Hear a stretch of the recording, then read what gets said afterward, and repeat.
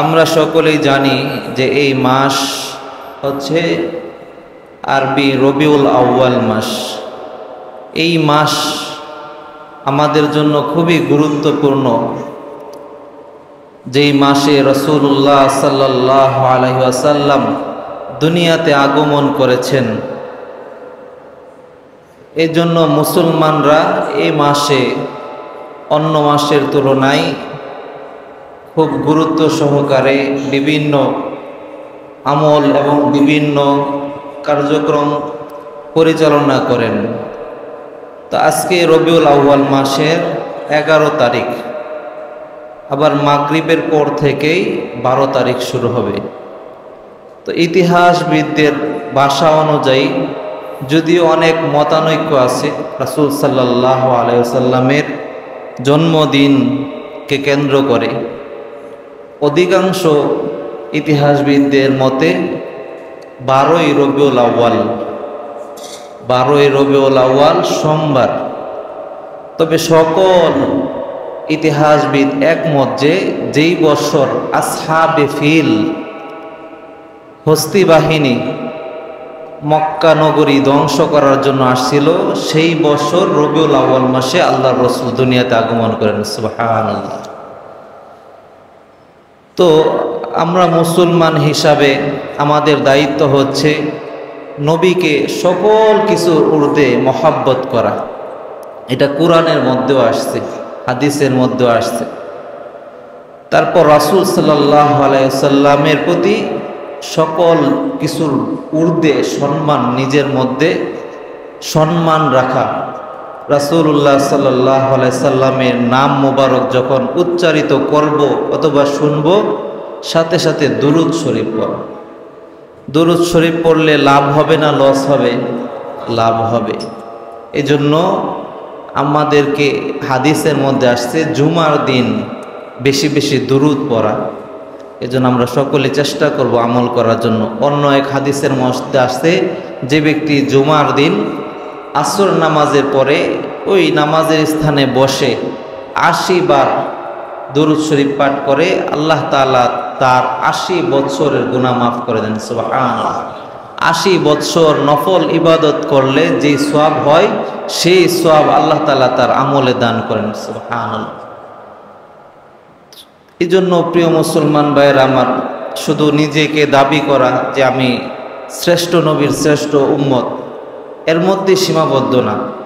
নবীজির মহাব্বত নিয়ে নিজের জীবনকে রাঙ্গানো, নিজের জীবনের প্রত্যেকটা অংশে রাসূল সাল্লাল্লাহু আলাইহি সাল্লামের পন্থা, রাসূল সাল্লাল্লাহু আলাইহি সাল্লামের তরিকা অনুসরণ করা। আমরা যে যত রকমের এই আদর্শ লালন করি বা মুখ দিয়ে উচ্চারণ করি না কেন, শ্রেষ্ঠ আদর্শ হইতেছে মুহাম্মাদুর রাসূলুল্লাহ সাল্লাল্লাহু আলাইহি ওয়াসাল্লামের আদর্শ, যে আদর্শের সার্টিফিকেট স্বয়ং আল্লাহ তাআলা দিয়েছেন। সুবহানাল্লাহ। তো আজকে এই মাস রবিউল আউয়াল মাস, আল্লাহর রাসূল দুনিয়াতে আগমন করছেন। তো আমরা অনেকেই রাসূল সাল্লাল্লাহু আলাইহি সাল্লামের আগমনের এতটুকুই জানি যে নবীজি এই মাসে আগমন করছেন, কিন্তু এই আগমনকে কেন্দ্র করে পৃথিবীর মধ্যে কত ধরনের যে ঘটনা ঘটেছে, ইতিহাসের কিতাবগুলো পাঠ না করলে বোঝা যায় না। ঐতিহাসিকবিদ বলেন যে নবী করিম সাল্লাল্লাহু আলাইহি ওয়াসাল্লাম যেই বছর দুনিয়াতে আগমন করেন, ওই বছরটা ছিল 570 খ্রিস্টাব্দ। তো হজরত আদম আলাইসাল্লাম থেকে হজরত মুহাম্মাদুর রাসূলুল্লাহ সাল্লাল্লাহু আলাইহি সাল্লাম পর্যন্ত প্রায় 7000 বছরের একটা সময়। এটা হইতেছে ইতিহাসবিদদের বিশ্লেষণ অনুযায়ী। যদিও বর্তমান বৈজ্ঞানিক তারা বিভিন্নভাবে পৃথিবীর বয়স বলে যে কয়েক কোটি বছর হতেও পারে, কারণ আল্লাহ তাআলা তো পৃথিবী অনেক আগে সৃষ্টি করছেন, কিন্তু মানুষ পাঠাইছে কখন? হযরত আদম আলাইহিসসালাম থেকে মানুষ পাঠাইছে। আদম আলাইহিসসালামের আগেও কি ছিল? আল্লাহ তাআলার সত্তা ছিল। দুনিয়াত এই বিভিন্নভাবে আল্লাহ তাআলা ফেরেশতাদের মাধ্যমে এগুলো পরিচালনা করছেন। যখন আল্লাহ তাআলার ইচ্ছা হয়েছে যে আমি দুনিয়ার মধ্যে মানুষ পাঠাবো, তখন সর্বপ্রথম মানব হিসাবে হজরত আদম এবং হাওয়া আলাইসাল্লামকে দুনিয়াতে কি করছেন? পাঠাইছেন। তো হজরত আদম এবং হাওয়া তাদেরকে আল্লাহ তাআলা দুনিয়ার মধ্যে পাঠানোর পরে হজরত আদম আলাইসাল্লাম ছিলেন ৯৫০ বছর, এবং হজরত আদম আলাইসাল্লাম থেকে হজরত নোয়া আলাইসাল্লাম পর্যন্ত প্রায় ১২০০ বছরের এরকম পর্যায়ক্রমে হজরত ঈসা আলাইসাল্লাম পর্যন্ত অন্যান্য নবীগণ এরকমভাবে দুনিয়াতে আসছে। তো হজরত ঈসা আলাইসাল্লাম ৫৭০ বছর, ওনার জন্ম থেকে ৫৭০ বছর। তো হজরত ঈসা আলাইসাল্লামের পরে আর কোনো নবী আসেন নাই আমাদের নবী আসবেন বলে। তো আমাদের নবী করিম সাল্লাল্লাহু আলাইহি সাল্লাম দুনিয়াতে যখন আগমন করবেন, এই দুনিয়াটার অবস্থা এমন ছিল যে মানুষকে এরকমভাবে কোনো স্বীকৃতি ছিল না, সভ্যতা ছিল না। যখন যেটা খুশি তখন মানুষ সেটা করতে পারত। যার ক্ষমতা ছিল, অর্থ ছিল, সে যেটা চাইতো সেটাই হইতো। এমনও অবস্থা ছিল যে মানুষকে ক্ষুধা দাবি করত। সে যখন তার ক্ষমতা আছে, সম্পদ আছে, সে মানুষকে গোলাম বানায় রাখত। সে যেটা আদেশ করত সেটাই মানুষ পালন করত, সেটাই মানুষকে বিশ্বাস করতে হইতো। সেই জন্য ওই যুগটাকে ইতিহাসের পাতায় বলা হয় যে আইয়ামে জাহিলিয়াতের যুগ। জাহিলিয়াতের যুগ, যে যুগের মধ্যে সভ্যতা ছিল না, কোনো ধরনের এরকমভাবে মানবতা ছিল না। তো আল্লাহ রসুল সাল্লাল্লাহু আলাইহি সাল্লাম দুনিয়াতে আসার সময় হজরত মুহাম্মদুর রাসূলুল্লাহ সাল্লাল্লাহু আলাইহি সাল্লাম উনার মা থেকে বর্ণিত আছে যে তিনি বলতেছেন যে আমার সন্তান যখন আমার গর্ভে আসে, তখন সাধারণত মহিলাদের যখন গর্ভবতী হয় তখন যেরকমভাবে একটু অস্বস্তি লাগে, কষ্ট লাগে, ঠিকভাবে শুইতে পারে না, খাইতে পারে না, বমি বমি ভাব হয়। এই সব কিছু ওনার মধ্যে ছিলেন না। স্বাভাবিকভাবে যেরকম মানুষ জীবনযাপন করে, তো ওনার মধ্যে এরকম স্বাভাবিক জীবনযাপন ছিল। তো ওনার থেকে এরকম বর্ণিত আছে যে মা আমেনা উনি বলতেছেন যে নবী করিম সাল্লাল্লাহু আলাইহি সাল্লাম যখন ওনার গর্ভে, তখন উনি একদিন রাত্রেবেলা স্বপ্ন দেখতেছেন যে কেউ একজন বলতেছে যে তুমি এই বলে দোয়া করো যে আমি আমার সন্তানকে এক আল্লাহর নিকট আশ্রয় প্রার্থনা করতেছি এবং তোমার সন্তানের নাম রাখবা মুহাম্মাদুর রাসূলুল্লাহ সাল্লাল্লাহু আলাইহি ওয়াসাল্লাম। এই জন্য আমাদের প্রিয় নবী সাল্লাল্লাহু আলাইহি সাল্লামের নাম মুবারক স্বয়ং আল্লাহ তাআলা কি করছেন? সিলেক্ট করছেন।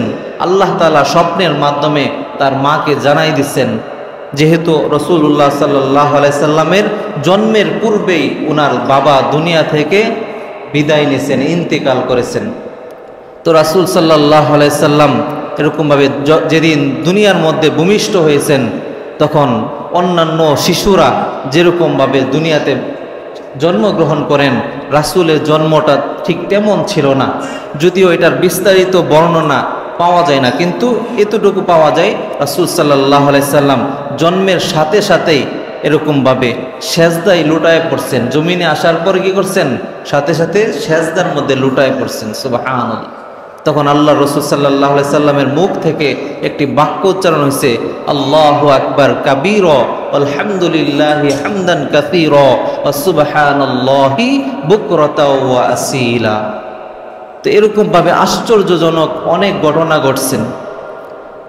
ইতিহাসের গ্রন্থের মধ্যে আসছে যে ওই সময়কার মধ্যে পৃথিবীর মধ্যে দুইটা পরাশক্তি ছিল, একটা ছিল রোম আর একটা ছিল পারস্য।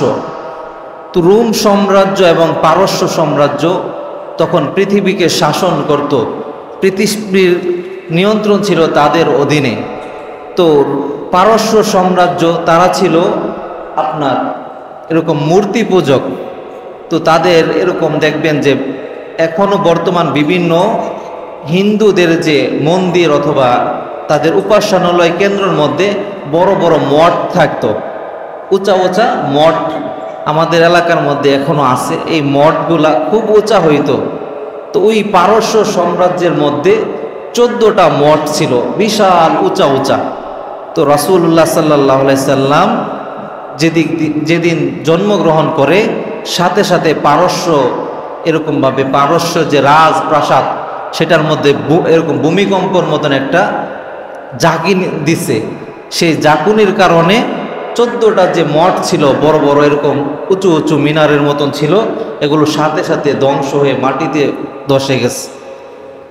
তারপর আল্লাহ রসুল সাল্লাল্লাহু আলাইহি সাল্লাম আরেক দিক দিয়ে রোম সাম্রাজ্যের তারা ছিল অগ্নি পূজক। তারা এরকমভাবে একটা বিশাল এরকম ফাইবের মতন দিয়ে ওইটার মধ্যে আগুন জ্বালাইছে। সেই আগুন প্রায় 1000 বছর ধারাবাহিকভাবে জ্বলছে। একদিনের জন্য তো দূরের কথা, এক মুহূর্তের জন্য সেই আগুন কখনো 1000 বছরের মধ্যে নিবে নাই। ঢাকা শহরে গেলে দেখবেন যে সোহরাওয়ার্দী উদ্যানের পাশে অগ্নিশিখা একটা আছে, এটার উপরের মধ্যে এরকমভাবে আগুন জ্বলে।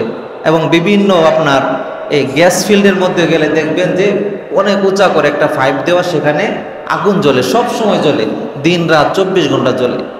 তো সেই রোম সাম্রাজ্যের অগ্নি হঠাৎ করে নিভে গেছে। সুবহানাল্লাহ।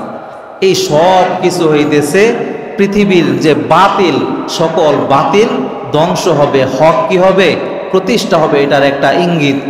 তো আল্লাহ রসুল সাল্লাল্লাহু আলাইহি সাল্লাম উনি যে আসবেন 12ই রবিউল আউয়াল সোমবার সুবেহ সাদেকের সময়, পৃথিবী যে আল্লাহ তাআলা হজরত আদম আলাইহিস সালামকে পাঠাইছেন, এটার মূল রহস্য উদ্দেশ্য, এবং হজরত ইব্রাহিম আলাইহিস সালামের দোয়া যে উনার বংশ থেকে এরকম একজন নেককার সলিহিন এবং নবী দুনিয়াতে পাঠানোর দোয়া করছেন, সেই দোয়ার বাস্তব ফল।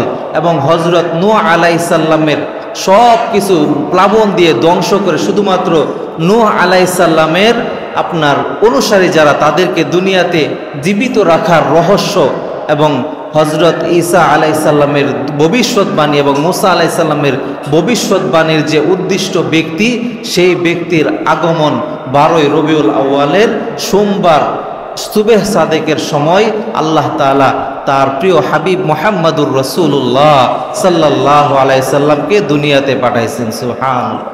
প্রিয় মুসলমান ভাইয়ের আমার, আল্লাহর রসুল সাল্লাল্লাহু আলাইহি সাল্লাম দুনিয়াতে আসার পর অনেক কষ্ট করছেন।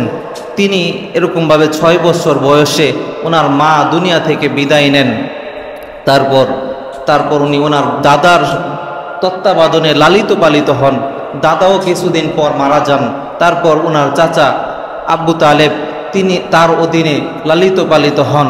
আল্লাহ রসুল সাল্লাল্লাহু আলাইহি সাল্লাম, আল্লাহ তাআলার এটাও একটা বিশেষ কুদরত যে আল্লাহ তাআলা কারু মাধ্যমে রাসূল সাল্লাল্লাহু আলাইহি সাল্লামকে লালন পালন করবেন না, যে সে এরকমভাবে একসময় বলবে, আরে মুহাম্মাদুর রাসূলুল্লাহ, তাকে তো আমি নিজে কি করছি, খাওয়াইছি, পড়াইছি, বড় করছি, এরকম যেন কেউ বলতে না পারে।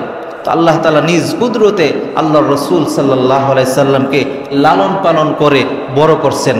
নবী করিম সাল্লাল্লাহু আলাইহি সাল্লামের নবুয়াতের আগ পর্যন্ত এই যে 40 বছর, এই 40 বছর জিন্দিগির মধ্যে নবী করিম সাল্লাল্লাহু আলাইহি সাল্লাম যতটুকু কষ্ট না করছেন, যদিও মানসিকভাবে বিভিন্ন সময় উনি কষ্ট পাইছেন, কিন্তু নবুয়াতের পর থেকে 63 বছর, 40 বছর থেকে 63 বছর, এই 23 বছরের মধ্যে সবচেয়ে বেশি হয়েছে মক্কা।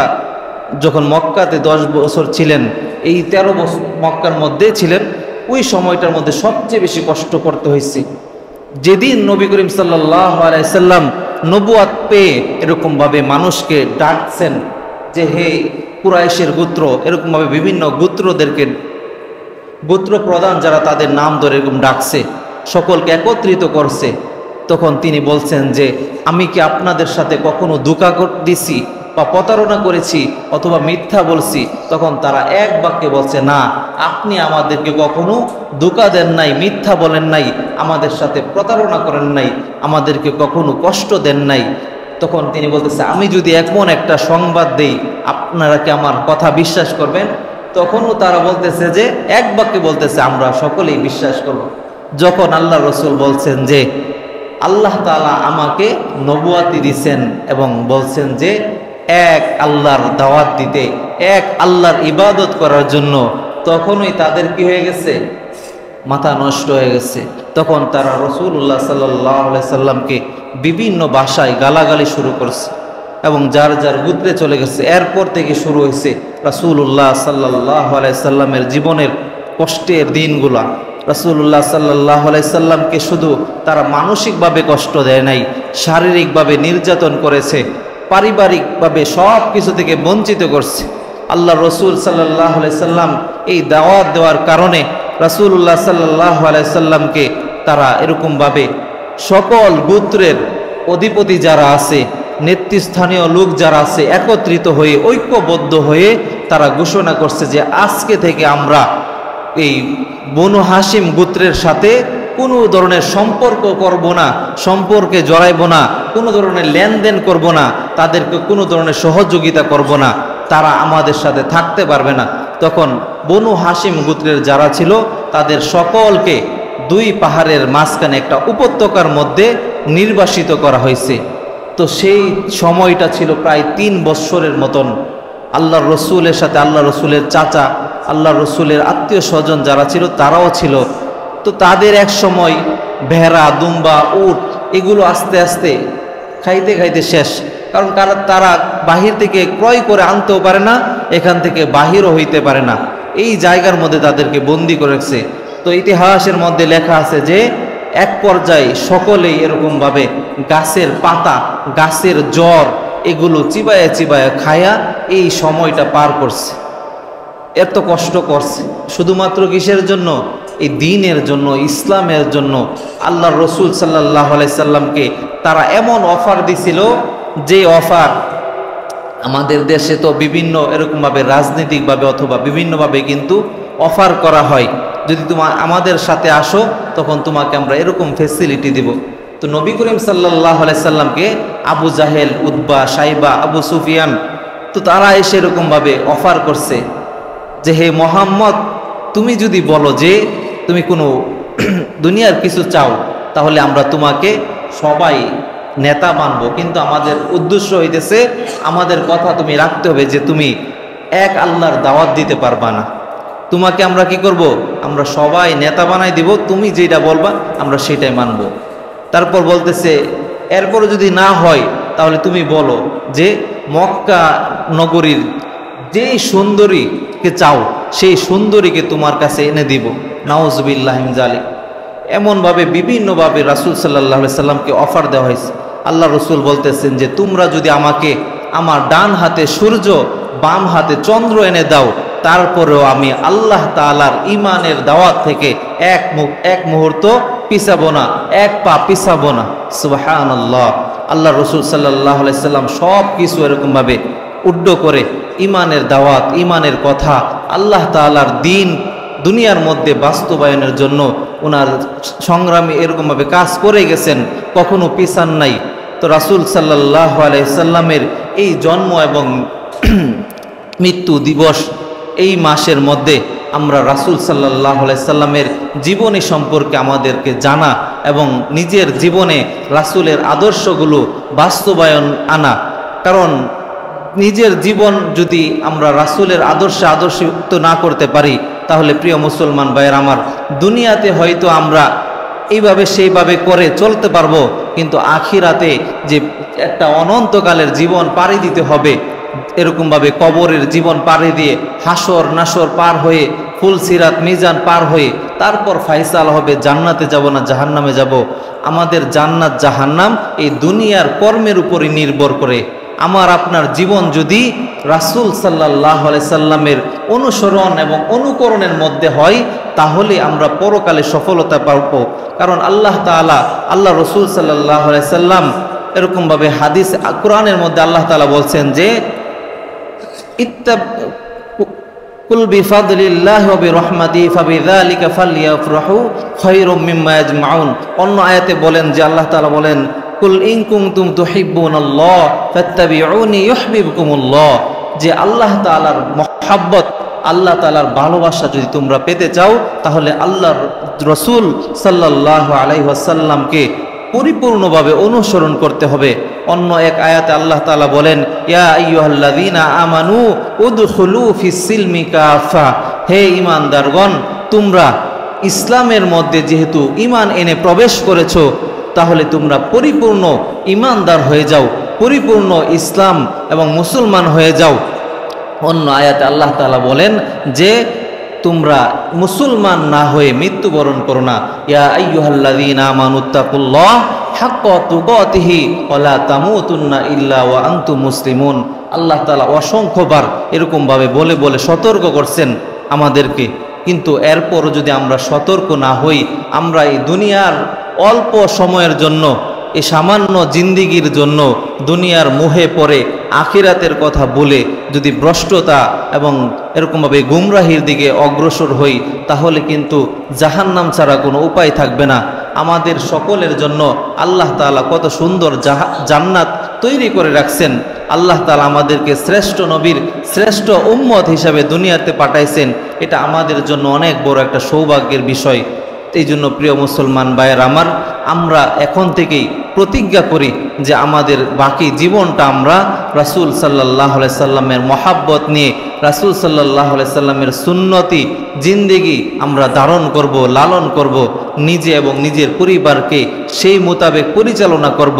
তাহলে দুনিয়ার হয়তো আমাদের যে দুনিয়ার হিসাবে মানুষের মধ্যে লোভ লালসা আকাঙ্ক্ষা থাকেই, সব আকাঙ্ক্ষা এবং সব কিছু যে দুনিয়ার মধ্যে পুরা করতে হবে এরকম না। এই জন্য আমাদের মধ্যে এখন এমন একটা চিন্তা ঢুকে গেছে যে আমার মন যেটা চাইতেছে এটা আমাকে পুরা করতেই হবে, এমন একটা ভিতরের মধ্যে একটা চেতনা কাজ করে। এই চেতনা এখন বর্তমান জেনারেশনের মধ্যে খুব বেশি। আজকে যেটা মন চাইতে সেটা করার জন্য সে যত কিছু হোক করবেই। এই চেতনা, এই যে একটা মন মানসিকতা, এগুলো থেকে আমাদেরকে বের হয়ে আসতে হবে। আমাদেরকে রাসূল সাল্লাল্লাহু আলাইহি সাল্লামের জিন্দেগি এবং রাসূল সাল্লাল্লাহু আলাইহি সাল্লামের অনুসরণ এবং রাসূলুল্লাহ সাল্লাল্লাহু আলাইহি সাল্লামের কথাগুলো মানা এবং সেই অনুপাতে জীবনযাপন করা। তাহলে আমরা দুনিয়া এবং আখিরাতে আল্লাহ তাআলা আমাদেরকে জান্নাতবাসী হিসাবে কবুল করবেন। আর নয়তো আপনি কবর যখন মৃত্যু হবে তখনই যখন প্রশ্ন করবে যে তোমার দিন কি ছিল, তোমার রব কি ছিল, তোমার ওই যে ব্যক্তিটাকে দেখতে পাইতেছো তুমি কি ওনাকে চিনো? আপনি যদি রাসূলকে অনুসরণ না করেন তাহলে ওনাকে দেখাইলে চিনবেন কিভাবে? আপনি যদি আল্লাহ তাআলার হুকুম না পালন করেন তখন আপনি কিভাবে বলবেন যে আমার রব ছিল আমার আল্লাহ, আমার দিন ছিল ইসলাম? আপনি যদি ইসলামের অনুসারী হন তখন না বলতে পারবেন যে ইসলাম আমার ধর্ম ছিল, ইসলাম আমার রব ছিল আল্লাহ। আর যখন এরকমভাবে প্রশ্নের উত্তর আমরা দিতে পারবো না তখন শুরু হবে কবরের মধ্যে বিভিন্ন আযাব, বিভিন্ন কষ্ট, তারপর হাসরের ময়দানে ফায়সালা হবে, আমলনামা দেখানো হবে যে আপনি এই হাত দ্বারা কত মানুষের হক নষ্ট করেছেন, কত মানুষকে আঘাত করেছেন, কত মানুষকে নির্যাতন করেছেন, আপনি এই চোখ দিয়ে কত নাজায়েজ জিনিস দেখছেন, কত এরকমভাবে নাপাক জিনিসের দিকে তাকাইছেন, এরকমভাবে এই জবান দিয়ে কত মিথ্যা বলেছেন, কত এরকমভাবে মানুষের কষ্ট দিচ্ছেন, এরকমভাবে প্রত্যেকটা অঙ্গ সাক্ষী দিবে। তখন সেদিন আপনি লা ইউগাদিরু সগীরাতাও ওয়ালা কাবীরাতান ইল্লা আহসাহা, তখন আপনি আফসোস করে বলবেন যে এটা কেমন এক আমলনামা, যে আমলনামার মধ্যে আমি যে অন্ধকারের মধ্যে যে পাপ করছি সেটাও দেখা যাইতেছে, আমার জীবনের ছোট্ট যে একটা পাপ কর্ম সেটাও এখানে উল্লেখ আছে, আমার জীবনের বড় পাপগুলা সেগুলো উল্লেখ আছে, কোনোটাই বাদ যাবে না, সব কিছু স্পষ্ট হয়ে যাবে। দুনিয়ার মধ্যেই তো আমরা এখন দেখতে পাই যে আমি যে দিক দিয়ে হাঁটাহাঁটি করতেছি, চলাফেরা করতেছি, সিসি ক্যামেরার মধ্যে সব কিছু রেকর্ড হয়ে যেতেছে। আর আল্লাহ তাআলার কাছে এগুলো কোনো না পারার বিষয় না। আল্লাহ তাআলা এরকমভাবে সকলের আমলনামা তার সামনে পেশ করবে। সে যখন এরকমভাবে আমলনামা খারাপ হলে জাহান্নামের দিকে তাকে টেনে হেসড়ে নেওয়া হবে। এই জন্য প্রিয় মুসলমান ভাইয়ের আমার, আমরাও চাই যে আমরা জান্নাতে যাই। এই জন্য জান্নাতে যেতে হলে আমাদেরকে অবশ্যই অবশ্যই জান্নাতের কাজ, যেই কাজ করলে আল্লাহ এবং আল্লাহর রসুল খুশি হবেন সেই কাজ আমাদেরকে করতে হবে। আল্লাহ তাআলা আমাদের সকলকে ইসলামের একজন যোগ্য এবং সঠিক অনুসারী হয়ে দুনিয়াতে চলার তৌফিক দান করুন।